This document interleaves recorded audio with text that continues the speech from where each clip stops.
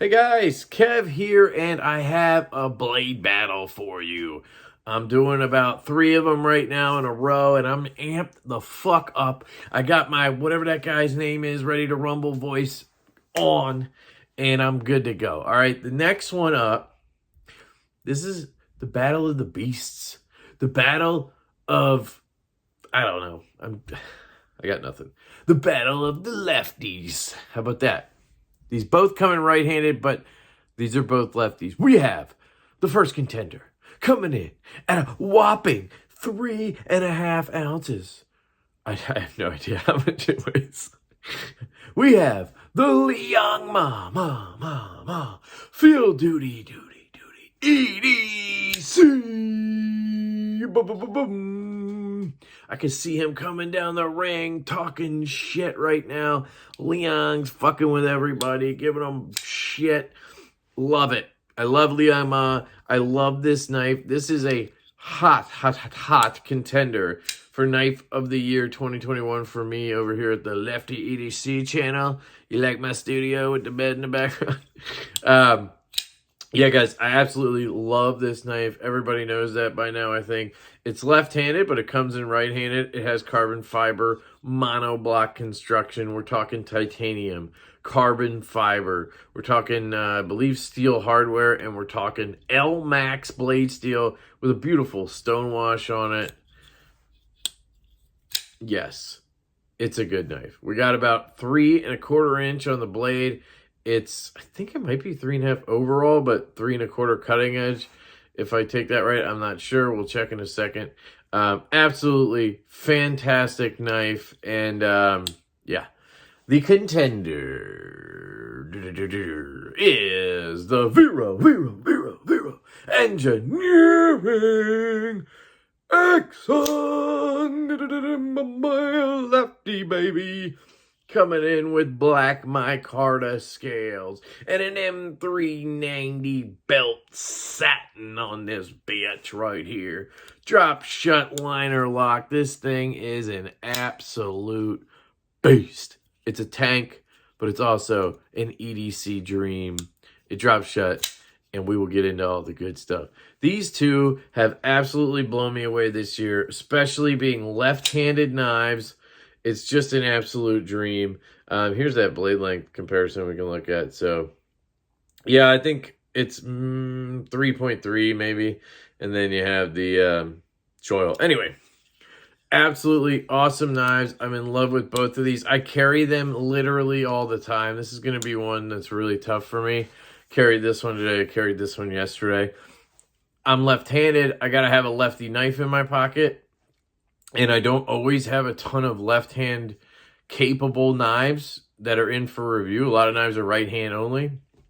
So I do tend to carry these a lot because I'm going to carry something in that pocket, right? And I absolutely love both of these. Both of these would be Knife of the Year contenders for me. I don't think I'm going to put the Axon in that category just because it came out last year. I think, right? Pretty sure it came out last year. But it's a right-handed model, if you know what I mean, and they just made a lefty. So I'll look into that. If it did come out this year, it would be a very high contender for Knife of the Year 2021. And this guy for sure is. So let us see who wins the Battle of the Lefties. Are you ready to rumble? See you guys in a sec. Hey guys, Kev here, and it's time for the Battle of the Lefties. So, you guys saw the intro. I introduced these knives to you, so it's time to get it on with the Battle of the Blade battle, whatever I call it. I think I noticed, like, last week I was watching a Wayne Sharp World video, which... he's a cool dude. I don't know him or anything, but he's got a cool channel. Go check it out. Shout out to Wayne's Sharp World. And I think he does something called Battle of the Blades. So mine's Blade Battles, all right? Just want to clear that up. Definitely go check out his stuff, though. I just did the quiet carries, and the drift was victorious. So it's time for these guys. Here are the categories. You have materials, price, perceived value, ergos, aesthetics, cutting, carry, sounds, fit and finish, action, and leftability, which, again, if you're right-handed, you can always just opt to remove that point and score it the way you want, or you could just have fun with it and let me do my thing. All right? No, I'm just kidding. I hope righties stick around, of course, to check this out. These both come in right-handed versions, so that will actually kind of be a sort of non-factor. We'll see how that goes at the end there. I think I can still score it, but it's cool that they both come in right and left, so I can't give either one less or more points for that, which is cool. So let's get started. Materials. I think this one's pretty easy. This Field Duty comes with a carbon fiber monoblock construction, titanium, a ceramic ball in the clip, and stonewashed L-Max blade steel, which for me is probably clearly the better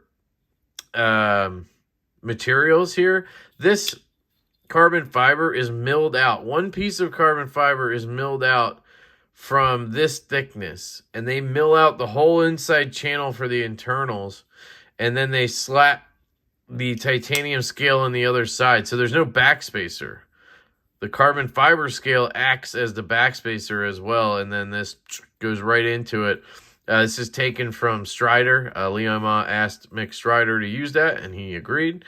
So that's awesome. This Axon is no slouch. It's coming in with black micarta and then M390, and it has titanium hardware. I believe that's steel hardware. This is a belt satin. It does come in a hand satin or a stone wash, a black wash, a DLC. There's a couple options. Bead blasted in the holes there. One of the only bead blasted holes that I haven't rusted. It's probably because I carry it in the front pocket. I don't know. I think the clear winner here is the Field Duty. The only thing that would have going for it is it has M390 and belt satin. I personally prefer L-Max, even though if you talk to the experts, if both are heat treated properly, M390 maybe is slightly better. Somebody told me L-Max is kind of like the predecessor to M390, but I honestly prefer L-Max. I don't know if they've just been nailing the heat treat or what, but I don't rust it. It holds a great edge. It's just a fantastic steel. Anyway, Field Duty gets the materials, and that's because of the carbon fiber monoblock and the ceramic ball and everything. This does come in a G10 version, which so does this, and this also comes in, I think it's just G10. Oh, end-cut carbon fiber, but the monoblock, the extra titanium on this side, obviously it being a frame lock, and that ceramic ball is kind of what puts it over the top for me. Price. So that's one that's going to go to the Axon pretty easily. This knife, I believe, in this configuration is like $300. They start at like $250 or $260. Lefty or righty, doesn't matter. And then if you do like hand satin with the end cut, you're going to end up at like $315 or something. That's like the most you can spend unless you get, I don't know if you did like Dama Steel and fucking whatever, right? Damascus shit. But starting at $260 for, I believe, G10 or natural micarta and stonewash, that's pretty awesome for M390 and all of that stuff coming from Vero. This knife, on the other hand, is $370 in this carbon fiber version, $309 if you get the G10. It also has a stonewash blade. I just think if you're looking at pricing, you could save $100 and get this one. Makes sense. Cool. Axon wins price. Perceived value. Very, very, very interesting category here because we're cooling down finally of the Vero hype train, which, I probably helped keep going for a while.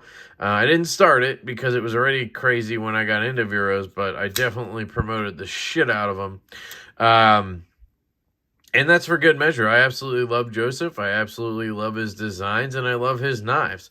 Doesn't mean they're all for me. I've had, Best Tech and their light detents has essentially pushed me away from them.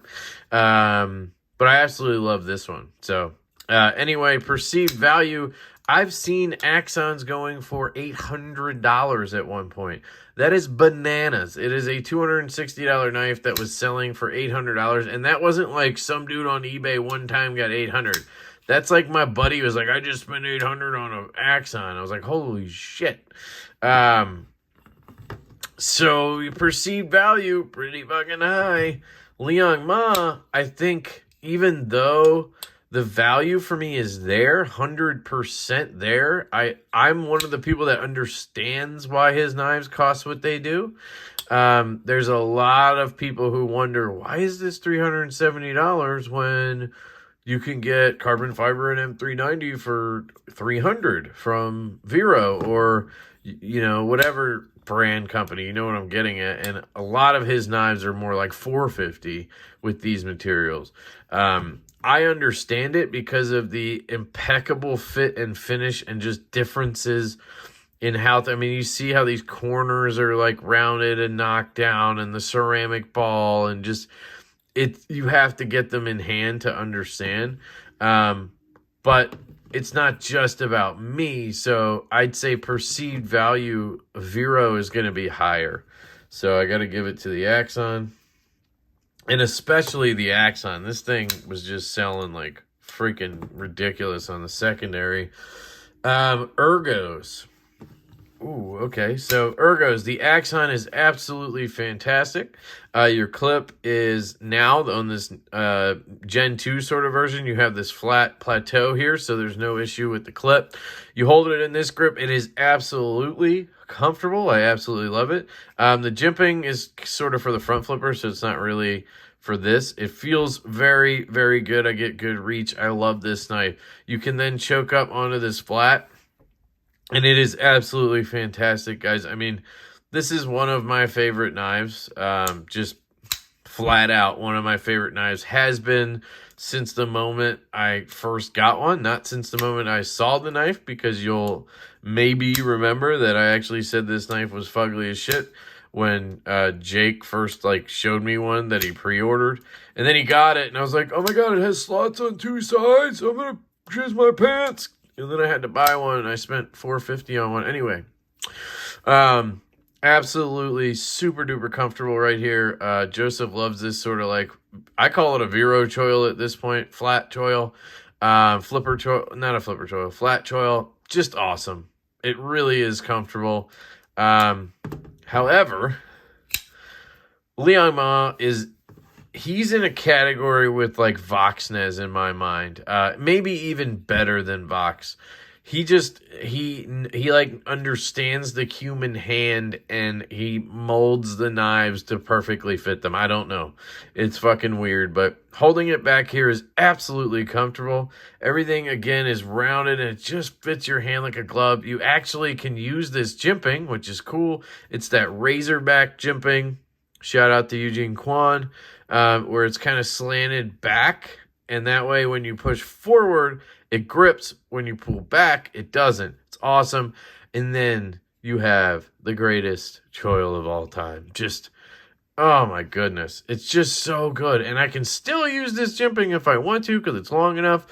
Or I can climb up here and just have excellent control of this blade. Both of these are absolutely fantastic ergonomically. This one is just in a world of its own. Field duty, point, Axon, no point. Aesthetics. Whew, this is tough. So, again, I absolutely thought this was kind of ugly. No, I did think it was ugly when it first came out. I don't know. I just didn't get the pelican. It looks like a pelican to me, right? You see how it has this like eyes right here, and then this huge beak, and then it kind of has this a goofy handle, right? It really is. Does it look more like a pelican like this to you? I don't know. Maybe you gotta look at it in the right light, or maybe even like a dinosaur. When it's closed, it's friggin' sexy. Look at that. I just think it's gorgeous. Got the little front flipper sticking out. And then, to me now, it's absolutely sexy when it's open. The handle is not exactly the sexiest thing ever. And the sheep's foot. Now, this knife is just a stunner in my opinion. I mean, it's just got the looks. Look at that when it's closed. It's just got the eye looking at you. And something about Liang Ma's designs, I never do that thing where I'm like, it looks like a bird. It looks like a plane. It's Superman, you know? I do that with almost every knife. I don't do it with this one. I just look at it and go, damn, that's a sexy knife. Like, that's just, I don't know. And again, closed, sexy. Both of these are really good looking knives in my opinion. It'd be hard for me to like, I have to pick one. So I'm going to go with the Field Duty. I also will say, I think I like the look of that monoblock construction, having the frame lock. Again, the ceramic ball gives it a little bit of a pop. Where this is just, you know, micarta titanium. I do like the full backspacer. Not as big of a fan of this clip as I am of this. So, yeah, that was my choice. Cutting. Man. Damn, I'm making this hard on myself. This knife is absolutely fantastic. Having this Wharncliffe blade or sheepsfoot blade, whatever you call it, is just, it's a dream, guys. It really is a dream to cut with. I've so much enjoyed cutting with this knife. The Liang Ma Field Duty is superb when it comes to cutting as well. You get that belly into the tip. It's more of a spear point than a drop point, but essentially that's what you get there. You know, this might be slightly thinner behind the edge. It's possible, especially, well, it's just been sharpened. But OCD for EDC put a ridiculous edge on that thing.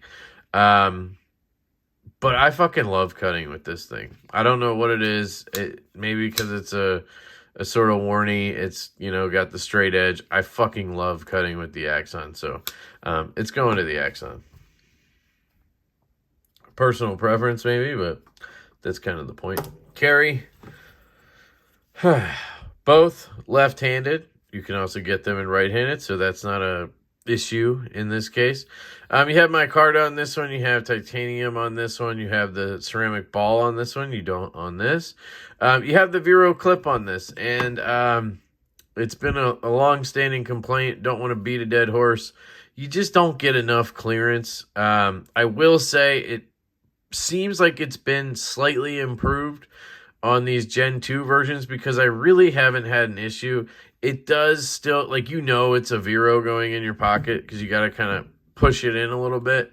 And if you have thicker pants than normal, you're probably not getting it in pocket, especially with micarta. So it carries great. It's in your pocket. It doesn't go anywhere. It's lightweight. It's a fantastic form factor and everything. It's just that clip can be sort of a pain not having enough clearance. And this one is different as well because of the ball. It has to sort of pop over. So it'll get to the seam of your jeans pocket and then the ball will kind of just pop over and then you'll have it go in. Same thing when it comes out. It's not like a pants shredder or anything. It doesn't do that, but it just is a different sort of feel because of the ball. But it works exceptionally well, and it's not like a clearance issue of any kind. And this thing does carry like a dream. It's super lightweight. They're both very lightweight for their size. You should see the milling in here. It's freaking fantastic how he designed that. And with this mono block, it just chews up a lot of weight. So it's very lightweight. I got to give it to the Field Duty just because the clip is that much better.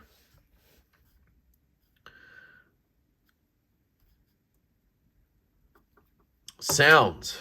All right. So you guys will know, maybe if you saw my first or my full review on the first Axon I had, the right-handed one, that I was pretty disappointed in the sounds. That was one of the knives that really made me realize I am kind of a sound whore when it comes to knives. I'm an acoustics guy. And this knife just didn't thwack out. It was very, very muted when it came out.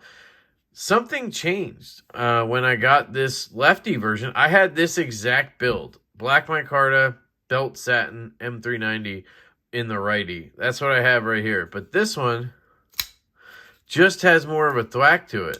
Now, the detent might be ever so slightly stronger than the first one, but I don't really think so. But it just has more of a thwack than it did on the righty.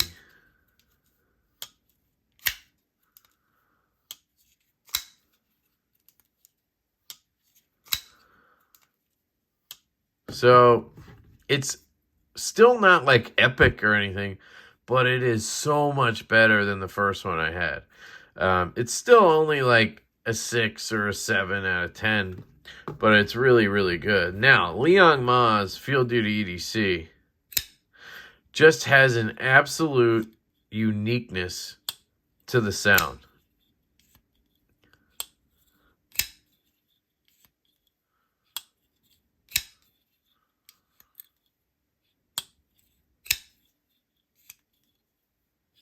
I think Tri-State EDC, shout out to Cole, go check out Tri-State EDC as well, said it best. There's something with this monoblock construction that somehow the sound like reverberates through in there because of that. Because there's no opening, there's no like standoffs for the backspacer or whatever. It's one piece and then screwed into the titanium. These knives just have a uniqueness to them that you don't hear on any other knife, and it's a reverberating sound. It's a very, very nice sound, especially if you're in like a closed-in space that echoes. It's excellent. So for sounds, I gotta go with the Field Duty. Fit and finish. This one's extremely easy to me. The Field Duty is just impeccably built. It's made by Riot. Probably the best OEM out of China right now. They are, unless I don't know of one. Everything's knocked down. Everything's just perfectly chamfered. They nail it basically every time. Centering's dead nuts. I mean, I never really worry about it when I get a knife that's made by Riot. And when it comes to other companies like Best Tech, I always am worried that I'm going to get one with an issue. And I always have to change things and whatever to make it work for me. I did put bearings in both of these to make the action a little better. This one needed it, I would say, and this one maybe didn't need it for the closing action. But anyway, fit and finish wise, the micarta, the edges of it weren't really knocked down. You can still see it.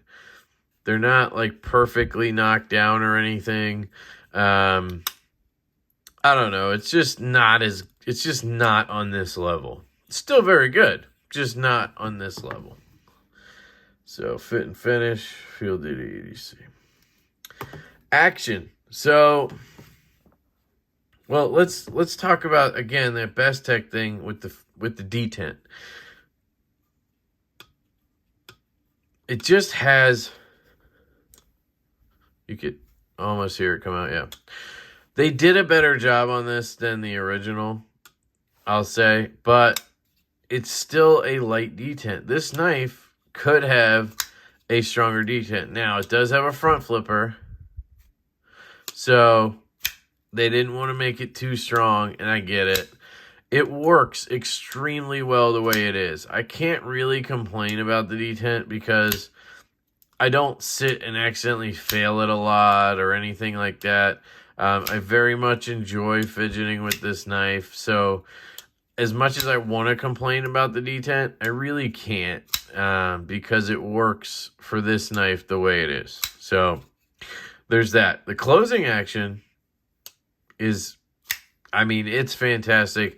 Had I just left this knife alone when I got it and just let it break in, it probably would be dropping shut the way it is now anyway, but I didn't. I put bearings in here. I tested taco bearings in this knife for the first time, and I did have centering issues after taking it apart. So I do want to say when I first got it, it was centered and it was fine, so this is on me. When I tried to put skiffs in there, I just couldn't get it centered for some reason. I put these taco bearings in, and it lined up dead nuts perfectly. So I don't know if it was those bearings or if maybe I just did something and then when I put it together that time it worked. But either way, the taco bearings are excellent in there. but it would have been great on the stock bearings. Vero is very tuned in when it comes to drop shut. That's something I think he wants on his knives. He wants them to be droppy, right? And that's awesome, because so do I. So it'll drop to your nail. I mean, the tiniest shake. If I got my finger out of the way, it would probably just drop, right? You can thumb flick this because it has the slot on both sides, which is cool. So you have a thumb flick, you have a thumb roll, you have a reverse flick, which is excellent, and then you have the top flipper on it. I mean, I guess you could walk it out with the flipper too, but it's stupid. And then, of course, that drop shut I was telling you about. This is very fun, very fidgety, very addictive to carry. I'll take a walk and just fucking flip the absolute bananas out of this thing. So, yeah, it's an absolute action monster on this knife. This knife is also very fidgety. So let's start with the D10 on this one. It's quite nearly the best D10 I've felt. If it wasn't for the full-size field duty, this would be the best D10 I've probably felt on a knife, at least for a reverse flick. It is so dialed in for that flick, it's ridiculous. Part of it is the way he cuts this hole. It just catches right. You just get enough leverage everywhere in the hole. It's just like perfect. And part of it is Riot just dialing that detent. If this knife had that detent, it wouldn't be as good, right? It would still be good. It'd still be excellent, I bet. Because of the way it's all ergonomically set up and the way your finger flies out. But Riot and Liang Ma together just equals almost perfect detent every time. I don't think I've had a Liang Ma knife that Riot made, which means I haven't had a Liang Ma knife that hasn't had a fantastic detent. They all nail it. And that's one reason I love Liang Ma knives. You can thumb flick this knife. It's a little harder because you tend to want to be on the lock bar because it's a frame lock. But it's not the same experience as the reverse flick. It's just, I don't know. It works. I just don't do it a lot. So, you know what? That's part of it. It looks like it's actually not that hard. So there's that. You cannot front flip this knife. So you don't have that. And then the issue with this one is the closing action. I have it with bearings in there, tuned to like the best I can get it. It'll drop to here. And then a few shakes and it's closed. It's extremely smooth, but it's not dropping in any way, right? You can see it's probably the lock bar pressure, which is probably why the D10 is so good. Because when I push that lock bar out of the way, what happens? It's essentially free dropping, right? So that lock bar is causing it to not be dropped shut, where this one has the weak detent, so the lock bar pressure is a lot lighter, and it's letting it drop shut. So, perfect detent with shake shut, or decent detent with drop shut. I said without on this one, right? I don't know. I honestly don't know what to choose. I love fidgeting with both of these knives a lot. I really, really do. But if I'm being 100% honest, which I always am, I think I have more fun with this one because I can fuck around with getting my finger out of the way and doing all that shit. And I still have no problem with the reverse flick, right? That was just me being an idiot missing. I have a top flipper to fuck with. I have a thumb to fuck with a little more. I never do it on this knife. It just doesn't occur to me to be like, let's flick this way. I could. Disengaging the lock bar, I actually enjoy more on this one. This one you kind of get it's kind of at a weird spot down here where the cutout is. And then if you don't turn it like this to hit your nail, if you do it like you want to, like right here, it's going to come down and it's going to cut you like right at the top here. When you first get a field duty EDC, that's what happens to you. You can talk to other people who own one. they've probably all been cut right up in here a few times. I got to give it to the Axon. I know I'm the detent guy, but I would rather play with this knife than this knife. Even though I love playing with both, I have to pick one. So, sorry, that was a long one, but that's kind of my category. Leftability. So, is one more lefty friendly than the other, even though they're both left-handed?